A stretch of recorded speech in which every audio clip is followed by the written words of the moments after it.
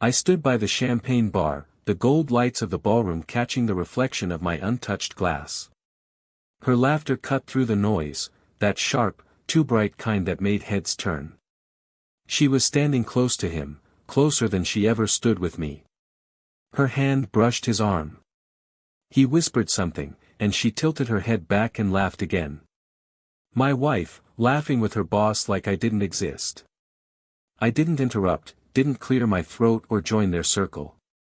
I just watched, observed.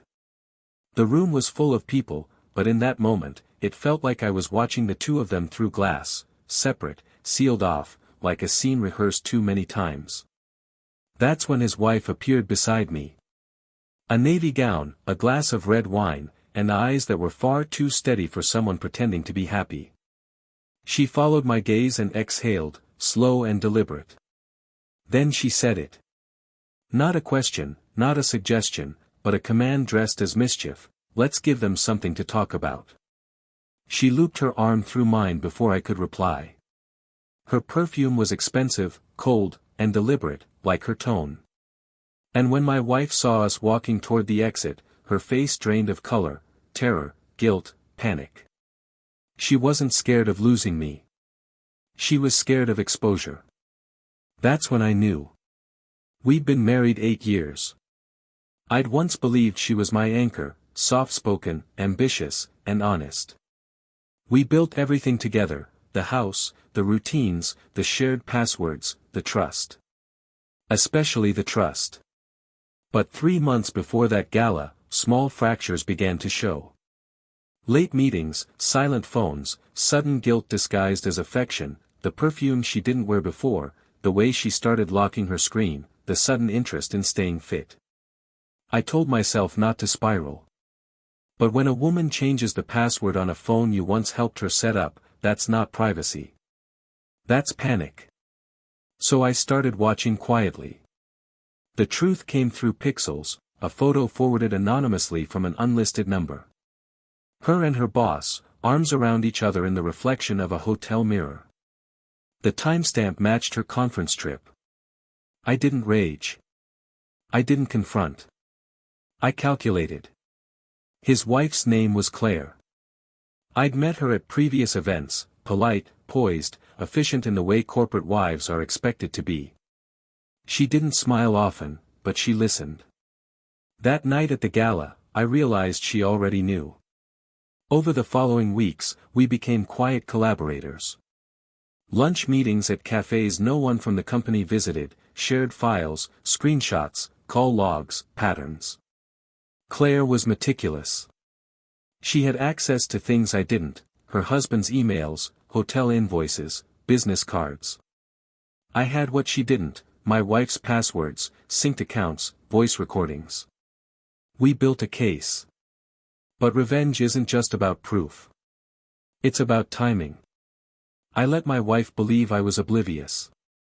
I kissed her forehead in the mornings, asked about her work dinners, complimented her new dresses. The more I played the fool, the bolder she became. I started withdrawing small amounts from our joint accounts, transferred to a new one under my name only, quietly shifted property ownership through a trust. I consulted an attorney under the guise of a business partnership. Everything legally airtight. Claire mirrored me. She filed for separation quietly, citing irreconcilable differences without revealing what she knew. We weren't after public scandal. We wanted humiliation delivered with surgical precision. The company's annual gala, the same place it started, became the perfect stage. A week before, I sent an anonymous tip to HR, screenshots, messages, and travel records connecting my wife and her boss. Not all at once. Enough to spark an internal review. Enough to put both under observation without warning. Then I leaked a single photo to the office gossip page, just enough blur to make them deny it, but enough resemblance to make them sweat. By the night of the gala, whispers had already started. Claire and I didn't have to say a word. So when she took my arm and led me out, every camera followed. Every glance sharpened. My wife's laughter died mid-note. Her boss froze mid-sentence. That one walk out of the ballroom ruined their alibi. The fallout came fast. The next morning, HR suspended both pending investigation. Claire's lawyer filed for divorce, armed with evidence so clean it left her husband no ground to contest. His position crumbled within a week.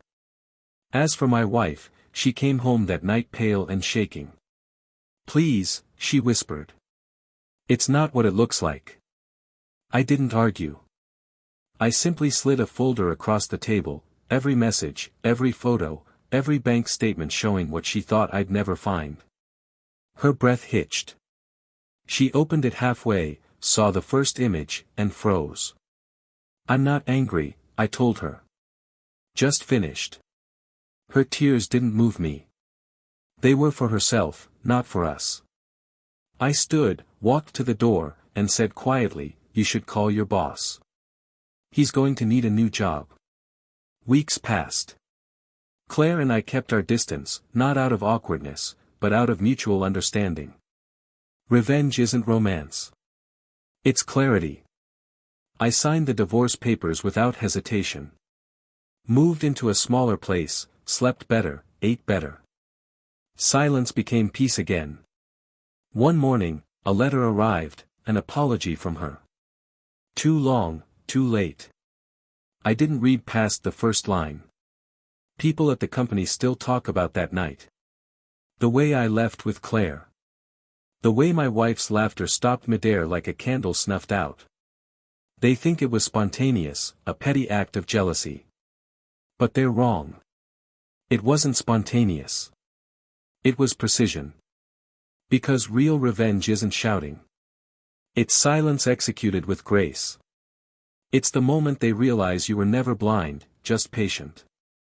And when I walked out of that ballroom with her boss's wife on my arm, I wasn't just leaving my marriage.